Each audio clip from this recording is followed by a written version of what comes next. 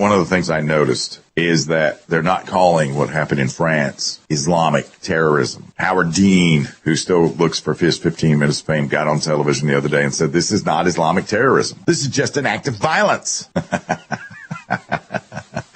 Oh, gosh. Well, unfortunately, we live in the United States where we see some acts of violence most of the time, and they're not running around going, Allahu Akbar, as they perpetrate that and saying that they have avenged the Prophet and targeting people that make fun of the Prophet.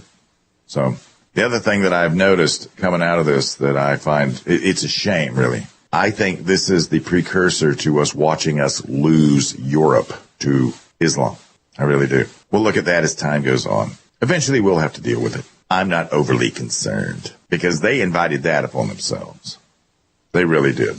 In France, Holland is not wanting to call this Islamic terrorism. He doesn't want to get involved and put himself out there saying this because he doesn't want to look like an Islamophobe. I'm not an Islamophobe, but if somebody's doing something in the name of Islam, and if something is doing that as a member of the nation of Islam or the Islamic faith or something, it's Islamic. Because they've changed something that nobody wants to print cartoons anymore. And they did this through violence and intimidation. That is the classic definition of terrorism. The classic definition of terrorism.